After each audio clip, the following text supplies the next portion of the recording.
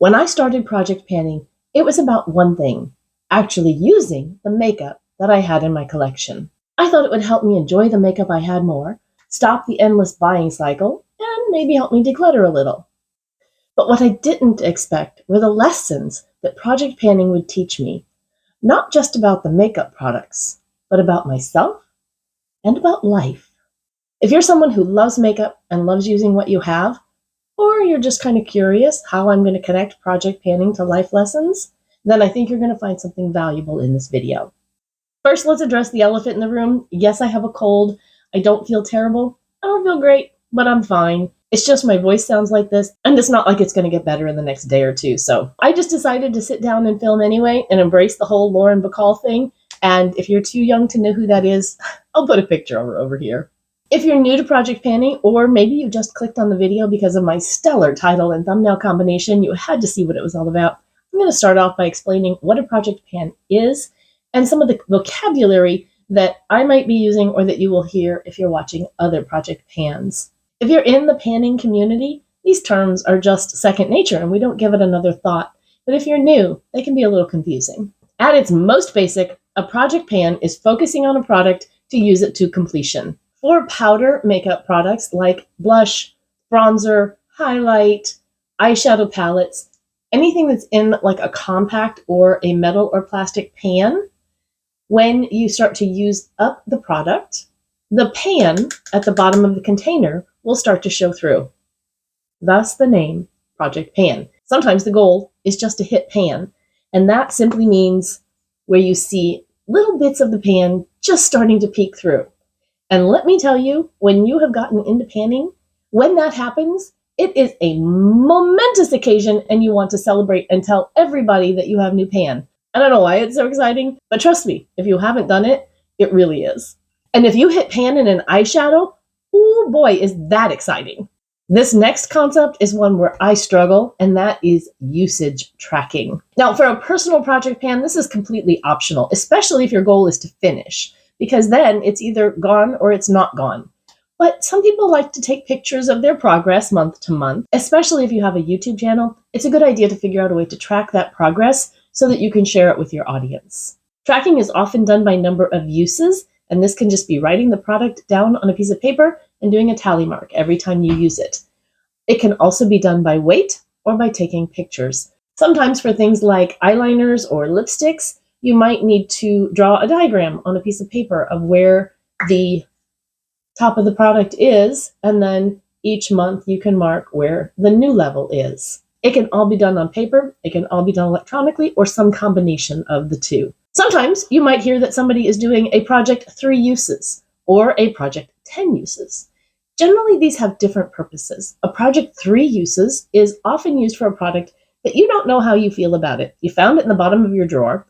It hasn't been used in forever, and you don't know, did I not use it because I don't like it, or did I not use it because I forgot about it? And so you can put it in a project 3 uses, also sometimes called on the chopping block, use it for those 3 times, and then make a decision if it's going to stay, get put back in the drawers, or if you're going to declutter it and pass it along to a friend, or maybe it's old and needs to get thrown away.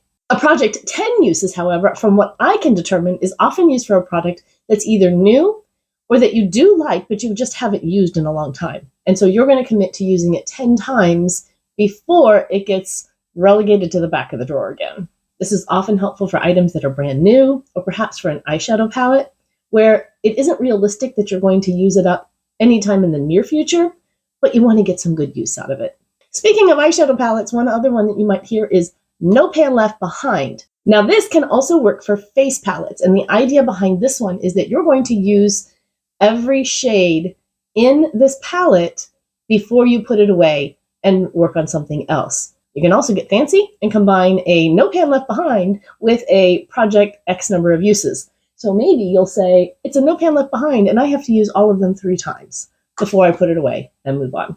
Okay, probably way more time than we needed to take on the basics of panning.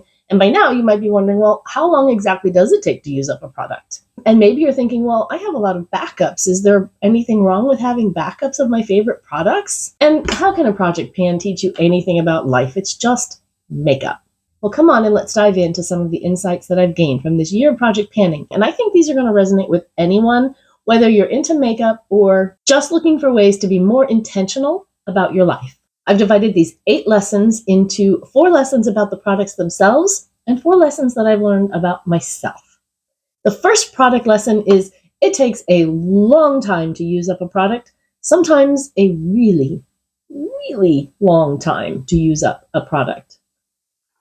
Example A is my Essence Mosaic Blush. I actually had this blush in a project pan last year. I used this blush 54 times. And I'm really glad that I have before and after pictures because I actually can tell that it's been used. When it was newer, there were more of the light pink splotches, and now those have kind of gone away. And I can also tell if I hold it like this way that there's much less in the pan. But I thought that a whole year of focusing on this blush, because it's a very neutral blush and I use it a lot, that I would see pan by the end of the year. And I don't. The other example I have is this Believe Beauty concealer. It was pretty much empty. I had taken the stopper out, but I decided that I was going to use my makeup spatula and scrape out all of the concealer that was left in there just to see like how much was left at the point where we all kind of think, yeah, it's gone. And there's actually quite a bit left. I would say that there's probably a month's worth of concealer left in there because I don't use a lot of concealer. When you're over 50, the more concealer you use, the more cakey and creasy and heavy and just not good it's going to look. And so I got a month's worth of concealer in an essentially empty product. Now hang with me here because here's where we wrap it into a life lesson. It takes time and consistency to achieve our goals. And when I was working on writing down the points that I wanted to cover on this video, a scripture verse popped into my head, and that is Galatians 6:9. I'm going to read it so that I don't get it wrong. Let us not grow weary in doing good, for at the proper time we will reap a harvest if we do not give up. And I just thought that was very appropriate for this lesson. How about you? Do you have a product that you've been working on forever and it just will not finish? Let me know down in the comments below. I want to know what your forever product is. Second lesson I learned, and this is kind of about makeup and kind of about life, but I stuck it in here so that it'd be 4 and 4, is that time passes way more quickly than we think it does. As I've been going through and cataloging all my products and putting them in spreadsheets and looking up past orders to try to figure out when they came into my collection, I have realized that products that I thought I only had for maybe a year, pushing 2, I've had for 3 or even 4 years. And there were a few times that I was writing January 2023, and I was like, oh, well, that was just last year. No, that was 2 years ago. I don't know why January 2023 feels like it was just last year, but it wasn't.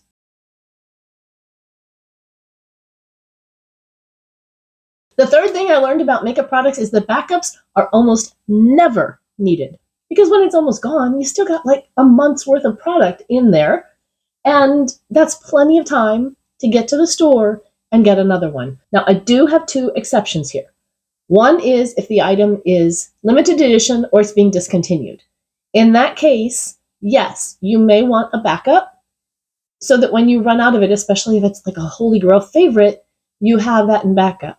But the thing to keep in mind in here is that products can go bad when they're in your backup drawer. Even if they haven't been opened, they can still go bad. So keep an eye on your purchase dates and where you are in terms of things in your backup drawer, because if too much time passes, you're not going to be able to use those products. So it may be on those limited edition, discontinued Holy Grails, you get one backup, you use it for as long as you can, and then you appreciate the fact that you had it and move on. The second exception is for something that is a holy grail. You use it all the time. Maybe it's easily available, but it is on fantastic sale. And I'm talking like 40, 50% sale. So like Black Friday or, an Ulta discount where you can stack a influencer code or something like that, and you're going to get a really good deal. Then it might be worthwhile to go ahead and get a backup of that item, even if you're not almost out of it. But again, keep in mind that backups can go bad when they're in your backup drawer. And the application here is that we need to not live in a scarcity mindset. And a scarcity mindset is the belief that resources are limited, which can lead to fear of not having enough and a constant need to accumulate or hoard. It often results in stress, overconsumption, and difficulty letting go of things, even when they're no longer needed. I think this is why so many of us, myself included, have a lot of stuff that we're always wanting to declutter, but have a really hard time letting go of. Because what if we need it? And what if we can't get it again? But for most things, that isn't an issue. We have an abundance in our world of things that we can get. And most of us have an abundance of things right at our fingertips. So even if one of our foundations is used up, most of us have another one that we could use if we had to before we got to the store to replace the one that we really liked. However, if we can let go of the excess, the things that are just meh, or that don't suit us anymore, then that leaves space for the things that we do love to shine. And we have so much more joy using the things that we truly love and not being weighed down by those things that we feel we should use because they're there. We don't really enjoy it when we do. And the fourth lesson related to the products themselves is that we don't need to save the good stuff. And what I mean by this is not using a product because it's our favorite, and if we use it up, we won't be able to get it anymore. For me, it's this last little bit of the CYO Life Proof Foundation. I loved this foundation. I have this is like my third, maybe even my fourth one, because when it was discontinued, I did buy backups and I used them all, and this is all that's left. And it has literally been sitting at this point over a year at least, maybe more. Now, this is an airless pump, so I'm not quite as concerned about it going bad as some of the others that have been opened and that sort of thing, but it is going to go bad at some point. And then not only will I have to throw it away, I will have to throw it away without having the satisfaction and the pleasure of using it to the very last drop. So I have started using this. Now, I'm not using it every day, but it is in my rotation of foundations. And on the days that I use it, I remember why I loved it so much. And it's really a shame that they discontinued this.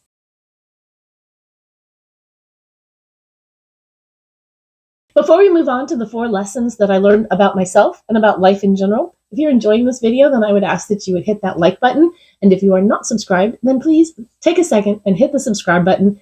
Turn those notifications on. I do beauty, lifestyle, and midlife issues for women over 50. And if you want to be part of our community here, we have a great one. If you do subscribe, introduce yourself down in the comments. I would love to be able to say hello. One thing that I've been learning about myself recently, and I think I kind of always knew this, but it's been more clearly in focus lately, is that I get bored easily and really like variety.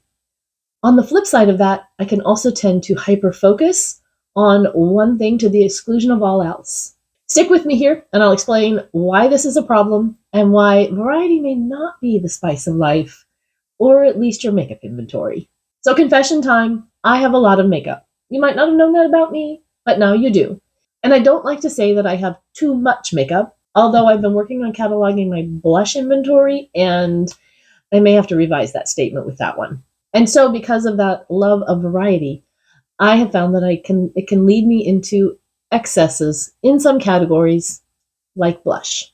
However, in other categories, like eyebrow pencils, not a problem at all. As long as I have one I can use, I don't really care. But blush, on the other hand, is so pretty, and I like all of them. And on the flip side, when I hyper focus on something like this, because I just got so, especially at the end of the year, I wanted to see pan so bad. And so this was like in December, this was pretty much the only blush I used. Now you'd think I would have more than 54 uses, but the problem there is I don't record all my uses because I forget. And then I get 3 or 4 days down the line and I'm like, did I write that down or didn't I write that down? Well, I don't want to write it down because if I did, then I got it down twice now. My usage tracking is pretty much just guidelines. The takeaway here is that balance is key. It's okay to have variety. It adds interest and spice and helps keep things fun. But too much variety can lead to a lack of focus and attention. It can also lead to random and unneeded purchases when you buy a blush that looks identical to 3 other ones that you already have at home. because we all have the things that we like. And for me, it's blushes and lipsticks. And I don't even know how many of this like brown, orangey nude lipstick I have. Way too many. The ability to hyper focus is something that I've seen when I'm in school or when I'm researching a project, and it can be so good, but it can also shut out other things that are good that you miss because you're so focused on that one thing. So balance is the key. Second thing I learned about myself is that makeup is more than just the powder, the pigment, whatever is in the bottle or the tube or the pan to me. It is not just something I put on my face that's utilitarian and I go out the door. It is a hobby. It's self-care. It's creative.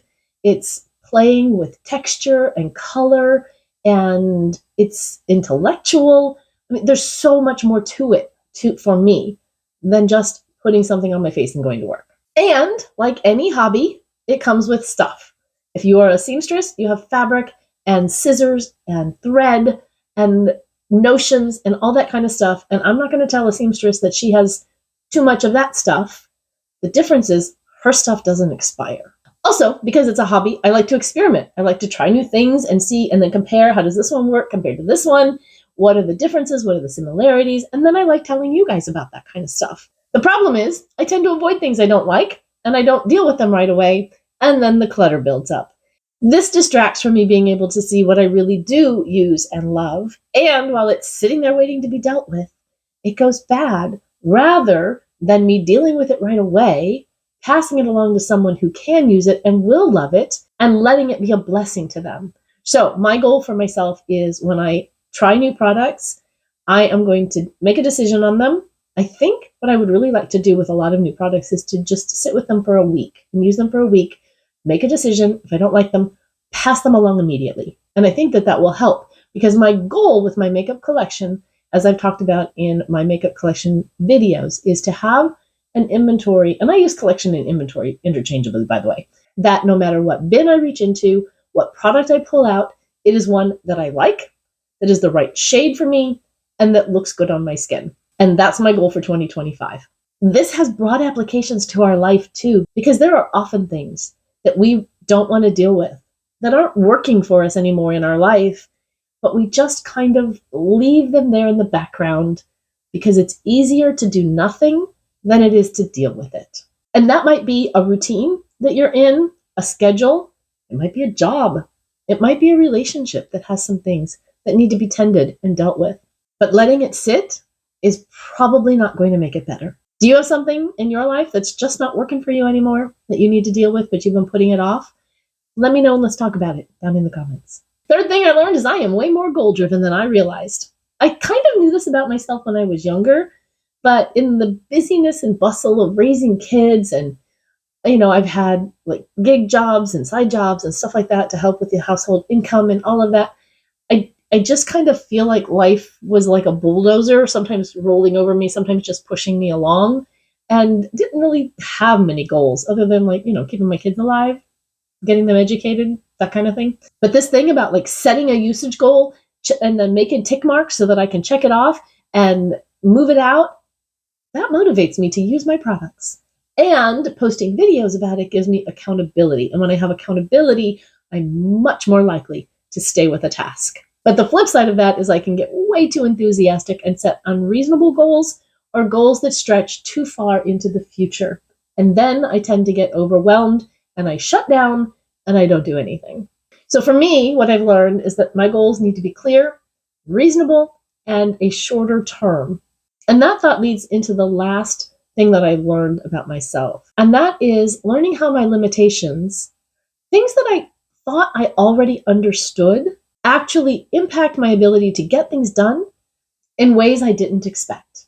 And learning to embrace those limits has been a key part of staying on track and finding balance in my panning journey. Stick with me, and I will show you how recognizing and respecting the boundaries of my personal limitations has transformed the way I approach not just my makeup, but life in general. Some of the limitations that I have are on my time, my energy, and my focus. And another one that doesn't really seem like it would be a limitation, but I'll explain how it is I have a lot of ideas. And because of these limitations, I have found that I cannot keep up with monthly updates for multiple projects at the same time.